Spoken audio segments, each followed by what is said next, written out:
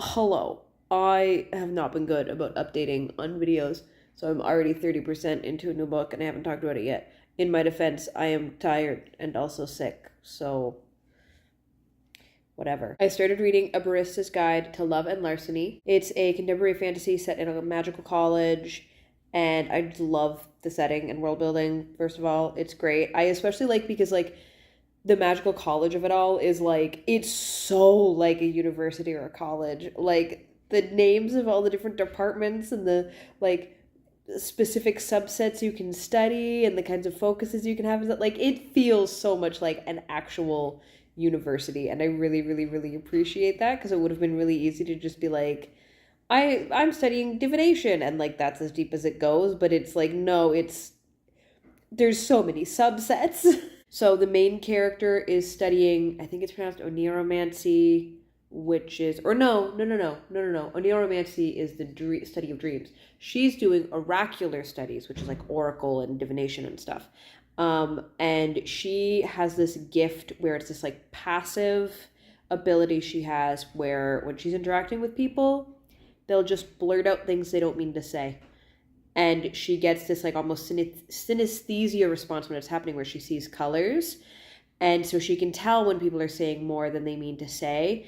And then she can either kind of keep nudging them to get them to say more or like change the subject and let them kind of escape that influence. It's been this source of like hardship for her in her life because when her parents realized she had this ability when she was a little kid, she ended up becoming like a tool for them that they would use to go like gambling and card sharking and all kinds of stuff like that. And she would win money for them because she could make people reveal their tells without them ever realizing it.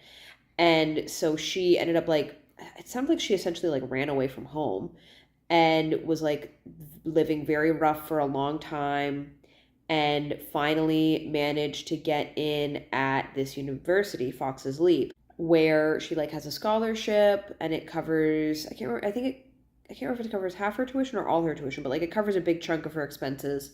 And so now she can go to school and have a hope of like getting a degree and having like an actual career. But because she doesn't have the like everything covered, she also still has to work.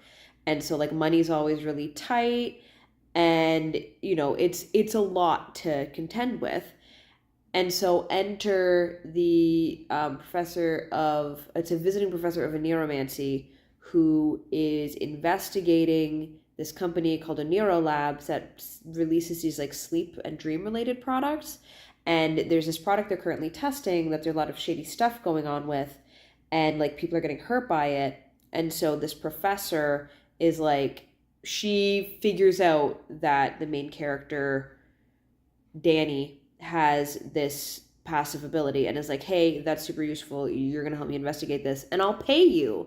And Danny's like, I don't like using my ability to do stuff like this, but compelling. I do need money.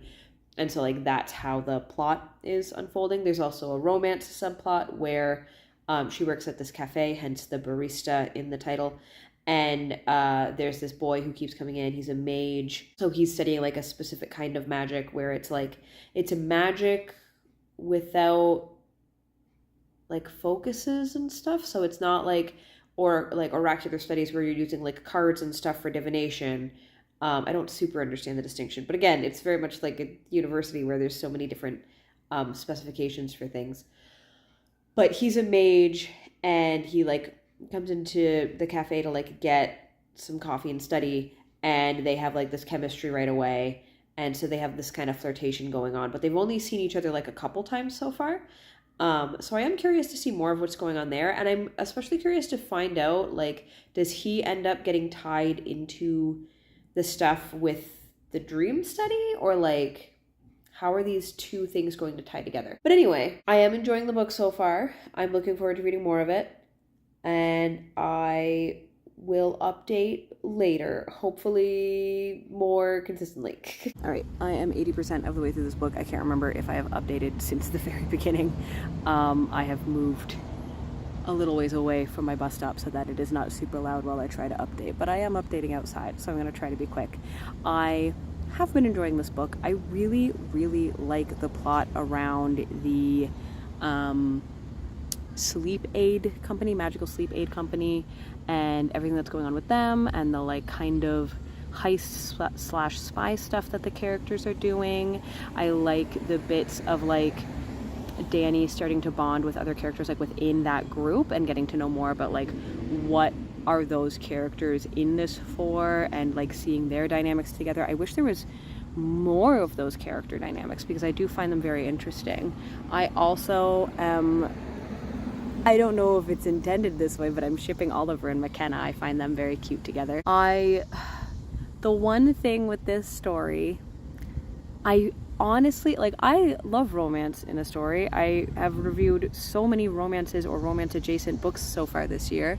I think it's my most read genre technically, and yet I feel like this book would be stronger without the romance because I don't feel like it's being developed well enough. I also feel like it's mismarketed in the synopsis because it says that Cass becomes a regular and that's how they like kind of fall in together and end up in this relationship, but like it's actually the opposite. He's inconsistent but when he comes into the cafe, even to the point of like he'll say he's going to show up a certain day and then doesn't because stuff will come up or he'll get busy or whatever.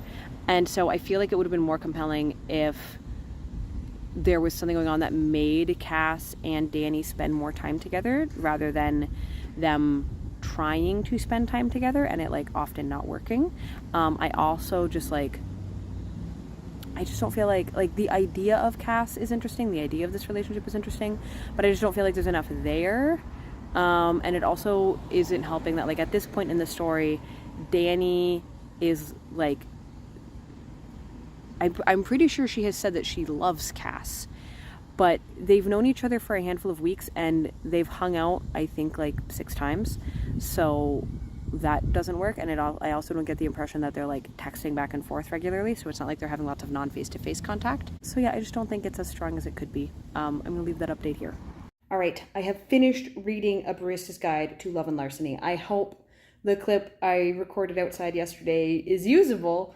I'm going to proceed as though it is.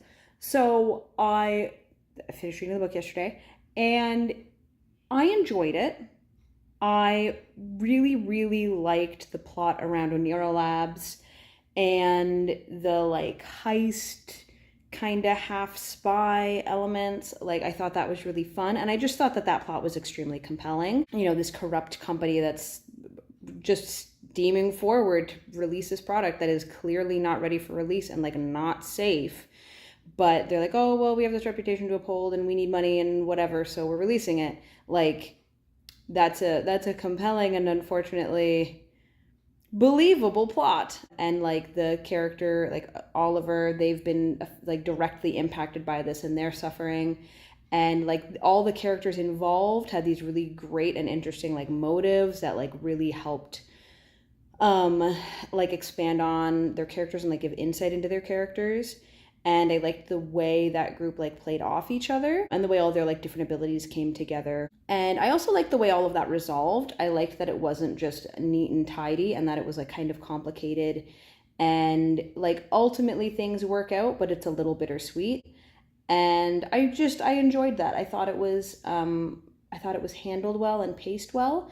This book could have been a 5, but unfortunately it is a 4. And the reason it is a 4 is because of the romance subplot. I so often, especially as we got further into the book, like the first couple scenes with Cass, I was like interested. But as it went on, it just ended up feeling like a distraction from the actual compelling part of the story.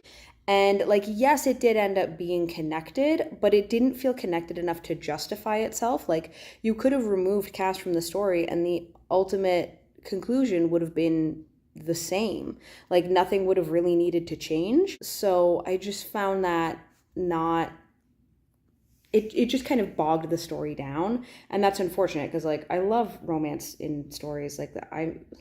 For me to dislike the romance in this book is like deeply unfortunate, especially because I do like the concept. I feel like, I can't remember if I talked about this earlier, but I feel like it would have worked better if Cass had actually been a regular at the cafe, and so it was a matter of like they just keep running into each other and like there's this natural chemistry that they can't deny kind of thing. But instead it felt like pulling teeth for them to find time to spend together, and like they didn't even really text each other.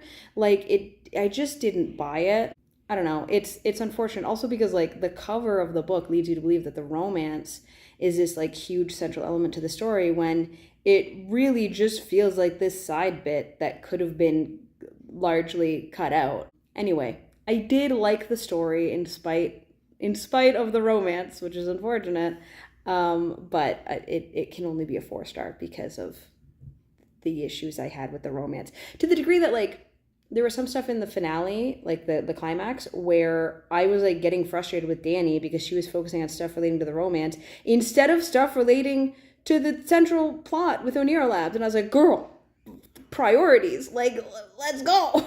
So that also was it detracted a bit there. But anyway, I did really like this book. I loved the magic in this story and all the different ways it like manifests and all the like interesting intricacies. Like the concept of arcanobotany and like arcane security and all this stuff is just delightful, and I love it. And I would like the idea of reading more books set in this kind of world like does appeal to me, but maybe not with the romance subplot. Anyway, those are my thoughts. If you made it this far, please leave what would be a good one? Leave some sort of sleep related emoji because it's about a sleep product. And thank you so much for watching, and I will see you in my next video. Bye!